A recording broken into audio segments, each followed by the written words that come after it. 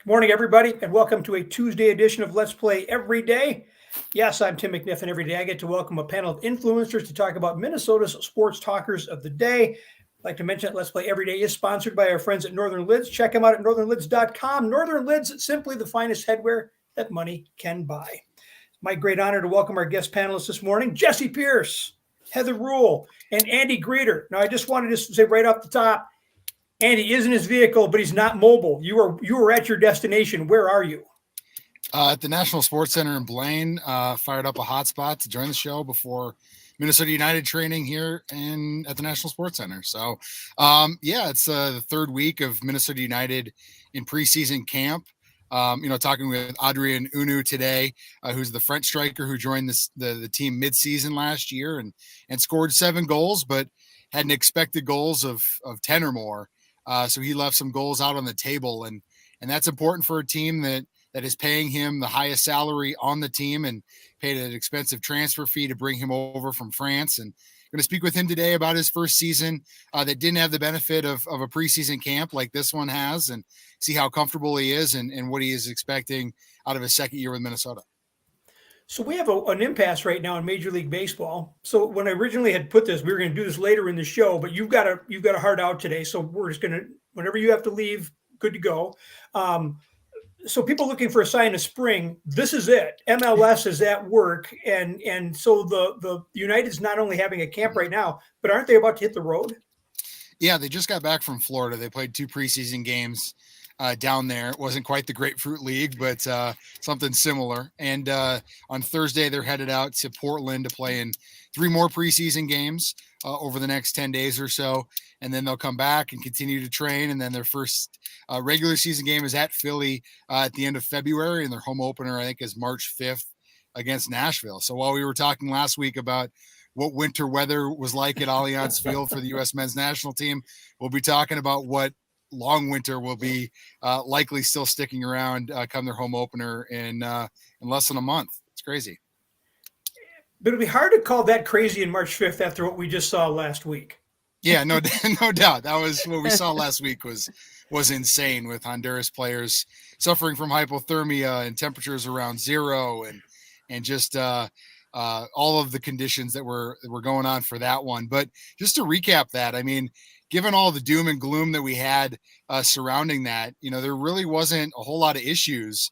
I chatted with stadium officials, and they didn't have any cases of hypothermia or frostbite or anything like that. Everyone seemed to be getting on with it just fine. And they had probably 18,000 fans there. And besides kind of the COVID, proof of vaccination stuff, they were in there early and they were in there loud, and the game itself didn't seem to suffer as well.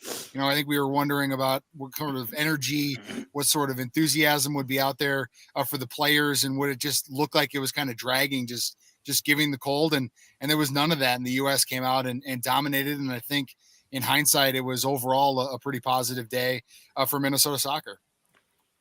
USA Soccer, I mean, they got what they wanted. They needed those points, and they got those. So this will probably become a strategy going forward. But I hope we're rewarded with a game in decent weather for this. I mean, I know they usually play in stadiums that draw probably double the capacity of the Allianz, correct? Yeah, they don't usually play, World Cup qualifiers in the dead of winter. That was kind of a COVID delay that kind of put it in there. And a lot was made about trying to find a home field advantage by playing that game at that time. And there was another scenario where that game would have been in Portland if Canada played in Vancouver. So it wasn't all about trying to find what is the most bitter weather that we can suffer the Hondurans through. It wasn't all about that. That was part of it. Okay. But it wasn't all about that. So, I think that's what the story was made out to be. And obviously that's something that we can all relate to, and what kind of got the general interest of everybody, just because it's not soccer isn't the number one sport here. So I think that's kind of what got people's attention, and that's kind of what we focused on. But it was about, how Allianz Field has hosted, U.S. men's and women's national team games in the past, and they want to continue to have that. Obviously, they don't want to have it in the dead of winter, but they want to become a regular stop for both of those teams going forward. Yeah. Just one final note, and you're not leaving just yet, but I just got to say, those shades are definitely working for you. Did you pick those up? Or did your wife get those for you? It is kind of bright out here. It's sun is kind of poking through. So I appreciate it. My fashion has been brought up a few times week after week. I was wearing a stocking cap on the show last week, so everybody was giving me a hard time about that. So No, yeah, it's a regular theme on the show now. I was gonna say you have to. That's your thing then, right? Like just I guess, yeah. I got to have some sort of good accessory. Maven. Yeah, I got to accessorize. I frequently buy shades on the golf course. I'll walk in, I'll see them in the pro shop, and I'll grab them, put them there. My wife will be in somewhere with me, and she'll go in someplace and walk out and go, whoosh, pull those out and go, wear these. You know, you can wear those when you play golf. You're not wearing them when you're with me. So I'm like, what? These are cool. So I guess they're not. Yeah, I'm a cheapy sunglass guy. I'm gonna probably break these. They're gonna break. You know. Yeah. Or I'm gonna lose them in a lake, Yeah, exactly. But JP, you got kids. They're gone. They're gonna be off your head in 2 seconds anyway. Oh yeah, I have like 4 pairs right now, and if the kids take them and wear them and they think they're cute, I'm like, that's fine. They were $5, whatever. Like it'll be fine. They're yours now. So, all right, let's transition into the Olympics. So my first question is, are you watching? Or maybe a better question for this group, knowing the 2 women I have here, were you watching before the hockey game last night? No, a little bit before last night. Yeah. But you both watched the hockey game, didn't you? Yes. I'll watch all hockey. Yeah, the rest of it, I it's hard. Even the hockey though has been challenging, right? Those times are just not ideal to stay up and watch or get up early and watch. I mean, it's a rough go. Oh, if you're 59, it's not a big deal to get up that early and watch those games. I can imagine. Yeah. Last night was the first full game I watched of the Olympic hockey, because the other ones I was not getting up that early to watch. So yeah, I'd much rather watch it at 10 o'clock at night. So I did the thing where I'm not staying up that late. So I recorded it. Don't want to jinx Team USA. Got up this morning, didn't look at my phone, sat down, watched the game. So your thoughts? I mean, it's pretty typical, I think, between Canada and the U.S., especially if you go back to the 2018 Olympics when Team USA came away with gold. They lost in that first matchup against Canada as well. Very similar. I think the first period for Team USA looked great. It looked very promising, and then Canada kind of did what they did and what they normally do and ran with it. It seemed the officiating was a little bit more favorable. Apparently they were Canadian officials. I don't know if that's a problem, but just going to say, because there were a lot of penalties called against Team USA, and it's hard to win a game when you're down a player consistently. But no, I mean, it's nothing obviously that has everybody like, oh, we're not going to win gold now. I mean, I think obviously those are your 2 dominant teams. They'll meet again. I like what I'm seeing out of Team USA. It's a different team from 2018 as well, right? You've lost Brianna Decker to injury. You don't have the Lamoureux this year. You don't have Megan Duggan this year. So some new faces are really stepping up, which is kind of fun to see as well. I mean, a lot of familiar ones, but some of those newer, younger players, Zumwinkle from Minnesota here too. She's doing some big things. I love to see it. No worries about Team USA moving forward, but you love to see them try to get that first win. And unfortunately, last night, a lot of things just not going their way to achieve that against Canada in the first meeting. Yeah, we got to come up with a nickname for that line. You called it the high school connection. Yeah. Yeah. The was it the Blake Benilde Breck line with the bees, Cameronese killer bees. Yeah, Cameronese Panic and Zumwinkle, and I thought they were probably their best line out there. They were really noticeable. They did a lot of great things. I think the first period, kind of looking back in hindsight at the end of that game, that first period was sort of, the result felt sort of inevitable after that. They dominated the period, absolutely dominated. Puck control, everything. Hit the post twice on one shot from Abby Murphy. So, and they were still down 1-0 after the first period to Canada because they got a goal in the power play. So it just kind of felt like, oh, okay, here we go. This is going to be that type of game. They did take a brief lead in the second. It only lasted like 26 seconds or whatever. But, I think the thing people are kind of glossing over too is like, oh, well, the U.S. gave up like 3 goals in the last 5.5 minutes of the second on like 4 shots or whatever it was. Well, one of them was a penalty shot too, which I think is worth noting, that it's not, it wasn't just 3 shots from open ice or something. And the penalty shot was pretty weak. I thought so right away, and so did the rest of my Twitter feed. She still got a shot off. She still had a scoring chance. So I think the slash was if you want to call it a slash, I mean, that would have been a good penalty to take. I think in that situation, she's on a breakaway. But yeah, I think that was probably the most suspect if you're going to talk about penalties. But as the game went on, Canada seemed to just be winning the battles and getting to the pucks. And I don't know what the final shot block total was for Canada, but they did a great job of anticipating what the U.S. was going to do. It seemed like, and get in the way of the chances they did try to create. And I know the U.S. outshot them. They had over 50 shots on goal, but I don't know how many of those were, high percentage, really good scoring chances either, because a lot came out on the perimeter.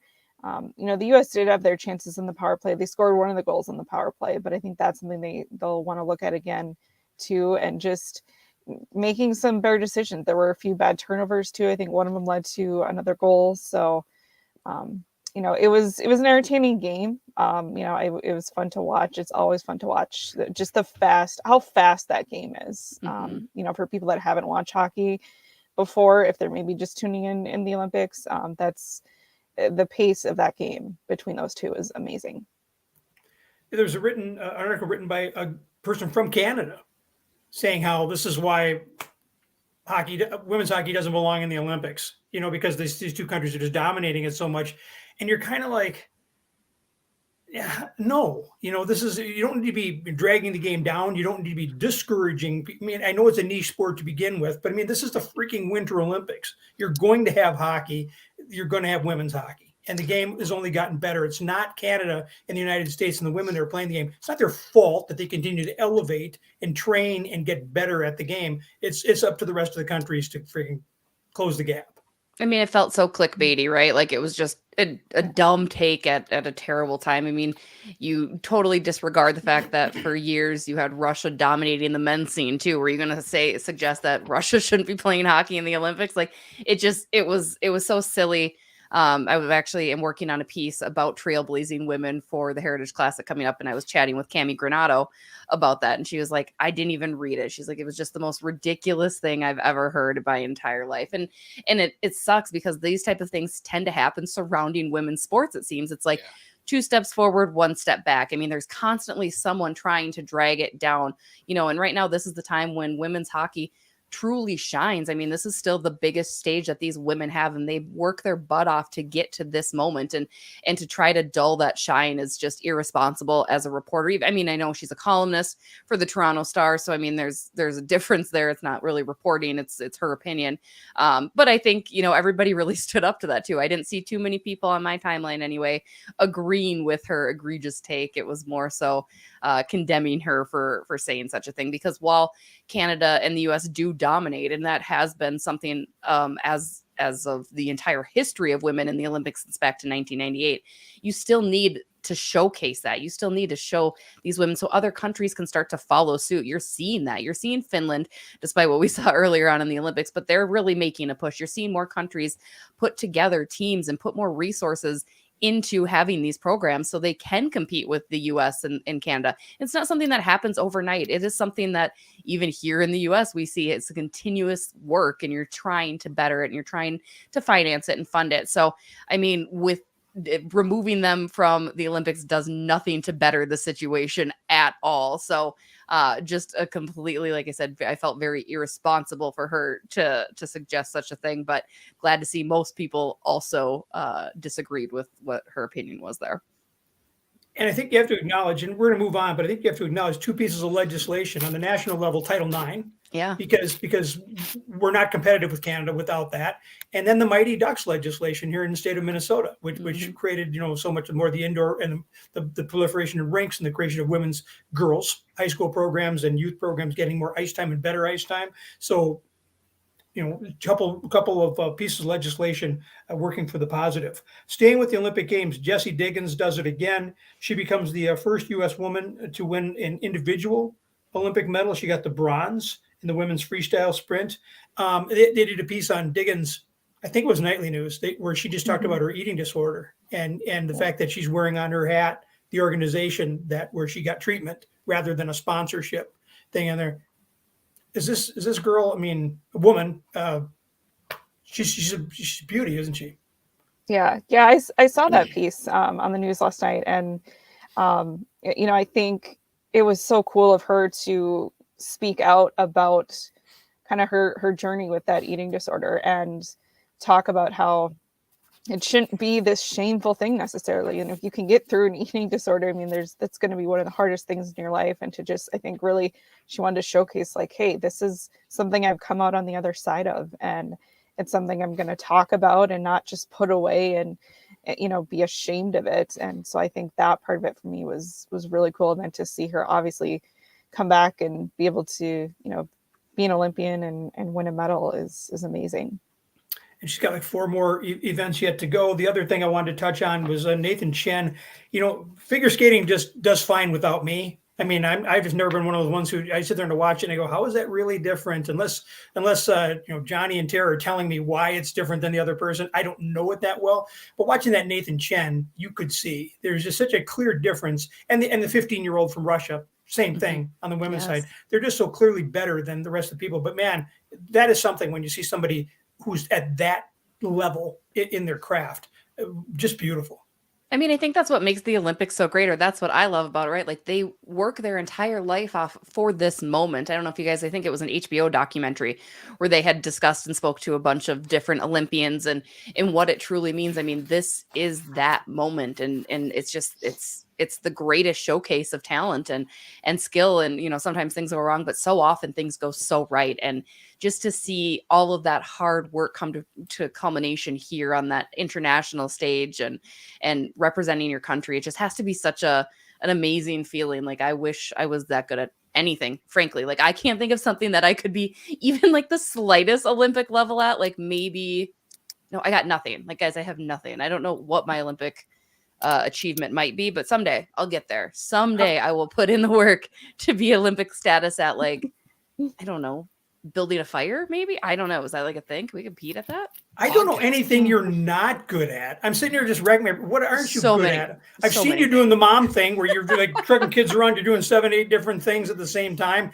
Gold medal. I'd be in like a sea pool with every other mom though, right? That's a pretty standard achievement. I tried hockey. I am very, very bad at that. I got dangled by Ryan Carter, like fell on my butt. Not great. I don't know. What about you guys? Do you guys have Olympic events that you could do? Not really. No. No. I mean, on TV, it looks like you could be a good curler, right? But I tried that one time, and that did not go very well, right? I mean, those guys are incredibly talented, even though it looks like the pace isn't quite there. The athleticism maybe is lacking, but once you go out and try it, you show the technical ability, the precision that they have to do that. I think that's probably my favorite Olympic sport for whatever reason. I just enjoy watching curling once that starts to ramp up and get going. I love the X Games too. I don't know if you guys watch that. They kind of coincide a little bit with the Olympics, right? Like I love just some of the fun things that they're trying. I enjoy snowboarding more than skiing. I'm more of a snowboarder, but just some of the crazy things that they do, it just looks like they're having just a blast in Aspen, right? They're like going on. I saw somebody go off his buddy's board, like his buddy went down and put his feet up on his board and he went off and did a flip, like barely out of the air. Like, what is that? Like, I just want to try something really crazy. Okay. So you guys, I covered like 4 Olympics, right? And so I would go and do these profile stories beforehand and go meet these athletes, go to Park City, going to meet this guy from my hometown of White Bear Lake. He's a loser. We get there. There's nobody there. We're waiting. They show up. They're obviously hungover to beat the band. They've got bags of McDonald's. I go, there's my White Bear guy, and sure enough, he went to like 4 different Olympics as a loser. I'm looking at him in a little spandex suit. 2039 at the time, I'm going, I would look better in that suit than he would look in that suit, right? But I mean, so that's the sport, you guys. In the summer, it's race walking. And in the winter games, it is definitely luge. You dig your hands in, you lay back, and you let the slide. And if you don't fall off the board, you get a time, right? That's true. Yeah. And the U.S. never medals. We never medal in it. And now he's a coach. So he's been doing this Olympic thing for like more than 20 years. Like he's the most accomplished U.S. slider in history. And I'm just like, what a scam, man! Sounds what a like it sounds like scam. there might be some improvements needing to be made in his training habits, though. Yeah, right. I think we might find out why we haven't medaled because we've been drinking and eating McDonald's too much. Yeah, none of that Easy made fixes. my Tom none Brady of that can made help my you. right? story. Shocker, right? I'm just like, yeah, we're not going to go into the fact that they're hungover and they're carrying bags of McDonald's. So yeah, that was my introduction to Olympic sliders. So speaking of clickbait, the last couple of days, and it's 10-2, Andy. I just want you to be Yeah, aware. I'm of where gonna you bounce, guys. We'll see you guys. are. Bye, Okay. Andy. See you guys Okay. later. Yeah. Didn't mean to Good to chase see you out. No, but it's all thank good. you. It's a good break. Thank you Luge for on your out. contribution. All right, see you guys. Okay, you guys, speaking of clickbait, I saw this yesterday or Sunday during the Pro Bowl live, and then there was an article written on it yesterday. So it seems like somebody's got an agenda here. Adam Schefter first said on Sunday that the Vikings and Kirk Cousins will figure something out. Schefter said, Kevin O'Connell worked with Kirk Cousins in Washington. Kirk Cousins endorsed Kevin O'Connell for that job. One of the reasons Kevin kind of wants that job is because of Kirk Cousins. There's a relationship. So the point being here, it tells me that Minnesota and Kirk Cousins will figure something out and maybe come up with a restructured contract that adds years on for Kirk Cousins and gives the Vikings salary cap relief this season. This is exactly how we got where we are today. The Vikings restructured Kirk Cousins and kicked it down the road, and now we are $16 million over the cap, and he owns 20% of the Vikings salary cap. This is not a solution. You keep Cousins at $45 million, tough decisions for a bunch of big names and contracts. There's going to be big decisions anyway. And everybody who's with the Kirk Cousins camp always says, okay, if not him, then who? Who are you going to bring in? How are you going to improve the situation? I don't have an answer for this. I really don't. I mean, I'm really interested to see what the Vikings are going to do. But my hope is that the Vikings are the ones floating this story, how much they want to keep Kirk Cousins. So then they can get the maximum in return when they actually do trade him. Am I onto something or a little am I on reverse something? Psychology, right? That can go a long way. It's Subterfuge? It's yes, it's what agents do all the time. I mean, why not? I think that is really the only option that I kind of like would be trading him and getting something in return. But again, as we've discussed on this show, who's going to take that too, right? Like who is going to take that contract and who is going to take a Kirk Cousins with that contract? I mean, I don't know. I don't know the answer either. I wish there was an easier solution for it because as you had mentioned, with the way that Kirk's contract is laid out, and if you were to extend him, now you're going to just get absolutely crushed underneath that. And you can't. And you've got other guys who are more deserving of bigger contracts. And what do you do with them? And how do you make the money work there? Because at the end of the day, it's all trying to make this money work for you and work for the players that you want to keep. And Kirk is just kind of stealing it all for himself. And he's not worthy of that. You've got Dalvin Cook, Eric Hendricks, Harrison Smith, Adam Thielen, Danielle Hunter, Michael Pierce, who all have those big contracts too, right? So I want to trade him, but I don't know. You can't. It's like one of those, it's like that pest that you just can't get rid of. He's just going to be here. Well, I think so. I mean, the new GM, I mean, he's going to have to figure it out with, this is what you got him for. One of these problems he's going to have to figure out. And I guess I'm not entirely surprised either to see that, the Vikings, reportedly their new coach, Kevin O'Connell, is probably going to come in and say, yeah, I got it. You guys got rid of Zimmer, you got rid of Spielman and didn't get along with Kirk, but I'll take care of it. I'll take care of Kirk and figure it out. So, I'm not surprised that that's, going to be the mentality either. And if, they have a relationship, but we'll see. I don't think, I think they're in a tough spot and fans aren't, it's so weird to see the different camps fans are in with Kirk Cousins. So many people are, they look at his stats, they think, yeah, he's great, but I think this does create a problem then for the roster and for the cap. So you guys at the Pro Bowl last week, they did all sorts of skills competitions and things like that, like the NHL did. I'm guessing you probably watch more of the NHL than the NFL. The NFL did a dodgeball game. Have you guys seen any video from the dodgeball game? No. Get a couple minutes, go to YouTube and Google that and watch Kirk Cousins. My wife picked up what Kirk Cousins is doing. So like, dodgeball, at the beginning you run, you try to get a ball. If you don't, you move back because you don't want to get somebody hit you right away. But if you've got a ball, then you got to kind of like move forward. You got to throw it at some point. Cousins is like hiding behind three people at all times against the very back line. Strategy never changes until he gets hit and eliminated. He was zero threat that entire time he was in that game. I'm just like, there is our quarterback hiding behind other guys near the back of the line. So classic.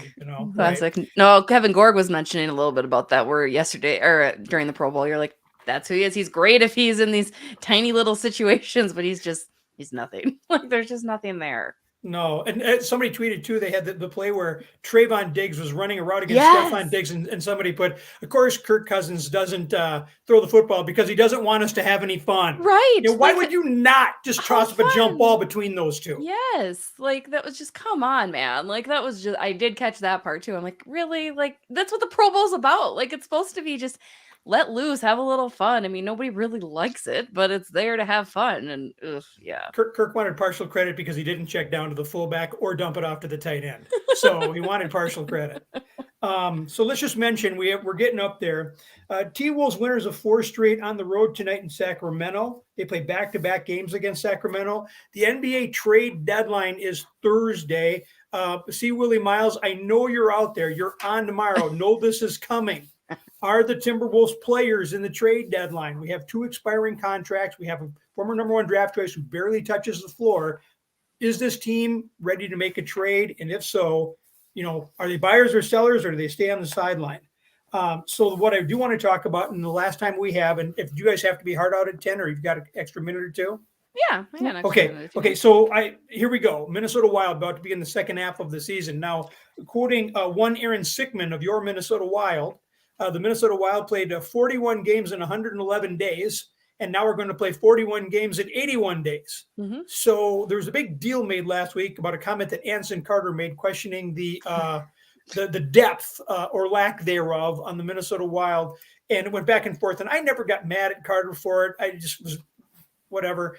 Yeah. We're going to find out about the depth of this team in the next 81 days, correct? I mean, yeah, it's going to be a real struggle. I mean, you still have a little bit of time. They've got a game tonight against Winnipeg, their first game back out of the All-Star break. But then they don't play again until Saturday, I think it is, when they host Carolina. So, I mean, you have a little bit of a slower ease into it, but March is absolutely insane. I mean, we're talking back-to-back with a day off and then, 5 games in a week in some instances. So your depth is going to have to be there because guys are going to be banged up. Guys are going to be bruised. Guys are probably going to get injured, unfortunately, right? I mean, you hope and fingers crossed, toes crossed, everything that that's not the case, especially with the NHL removing taxi squads now. They're back to just playing as they normally do. No more taxi squads. So that makes things a little bit more interesting too with this crunch period.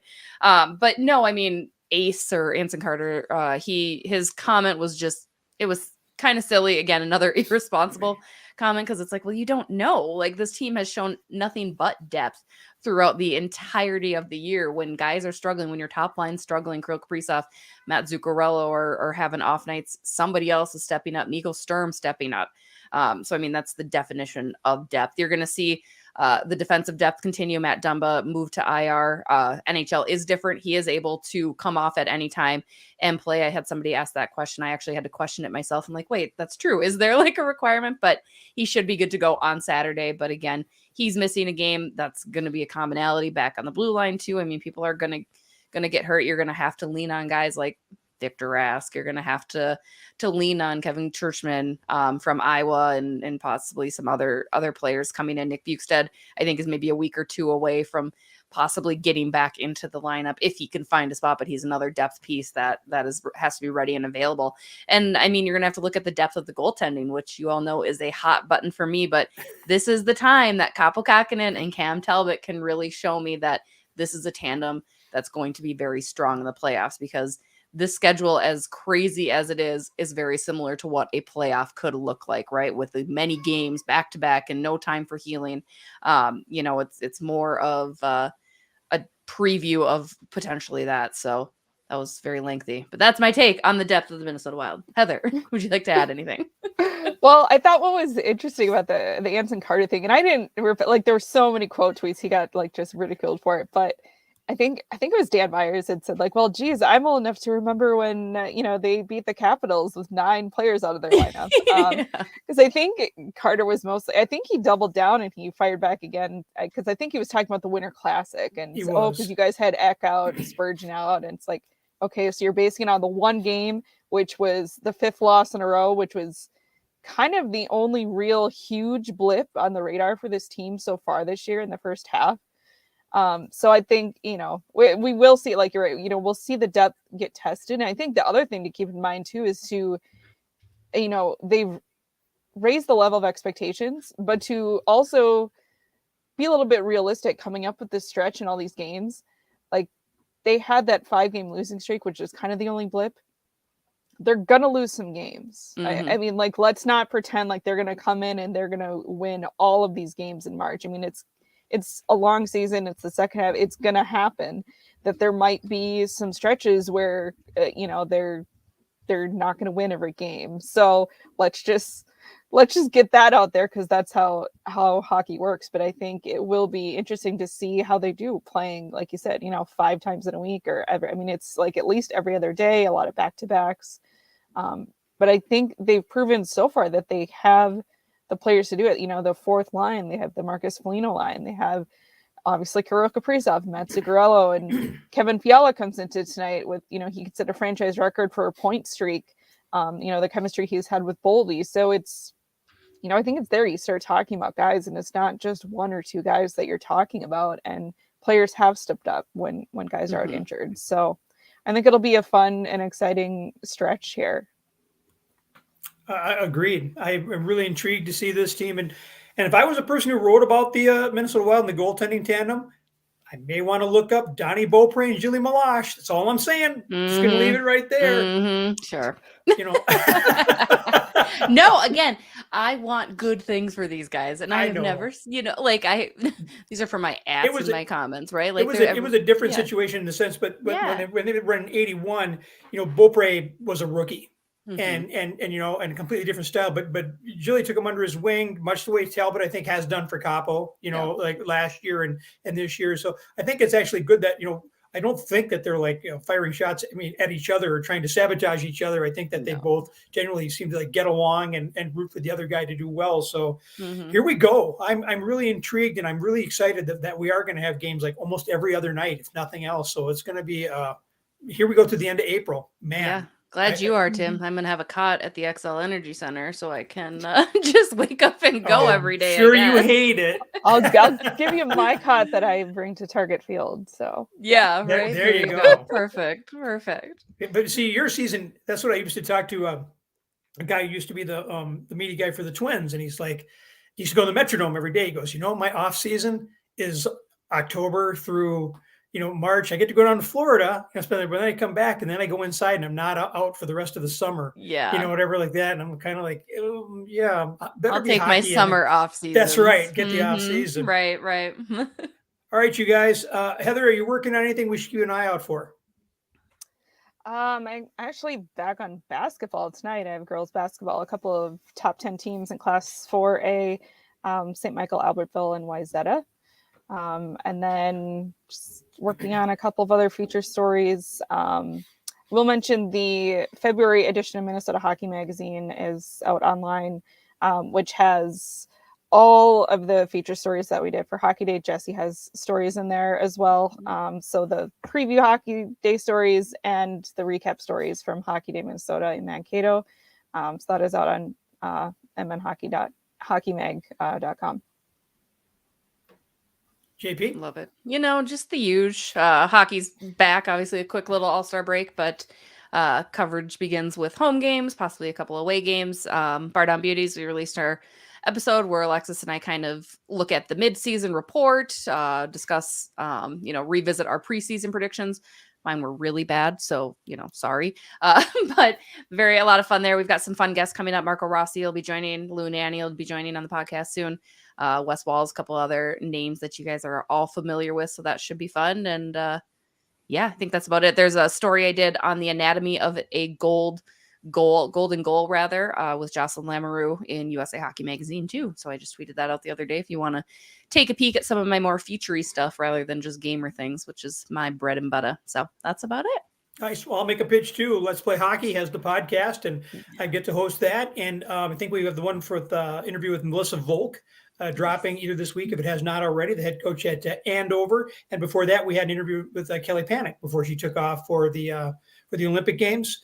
Interview tomorrow, but it won't post yet, with the head coach Pat O'Leary at Wayzata High School, and the boys are ranked there. And then also the National Sports Center has the Girls All-American coming up in November, and they've started a series of interviews with pioneering women hockey players. And again, the first one out of the box is Kelly Panic, but I've got a couple others lined up, and so they'll be dropping fairly soon too. So the sign up for the All-American is happening at the National Sports Center website, nsc.com, and it's one of those tournaments that started 30 some years ago, and when it was the first major tournament that was just for girls. And still going strong today. So proud to be associated with that. All right, you guys, thank you for watching. Proud to be associated with these women, and for you, thank you for watching. I just want to say Willie Miles has already taken a stand on the Timberwolves. I'm not going to post his comment because it would give the whole thing away, and I want you to tune in tomorrow. We talk about smoke or fire. Is this just smoke or is there real fire? We're talking about possible trade scenarios for the Wild and the Timberwolves. Heather will be with us tomorrow, so not only watch that game tonight, but do your homework, because I'm coming for you where the hockey is concerned. Now Heather won't sleep a wink tonight. She'll be up all night. Well, yeah, and I probably won't be able to watch the Wild game tonight. Well, that's right, because you'll be doing the basketball game. So that's okay. We'll just start generalities. You'll be fine. You know me. You'll be fine. Thank you guys for watching. We appreciate it. This is Let's Play Every Day, the show we encourage you to get off the sideline and get in the game, because this is participatory sport.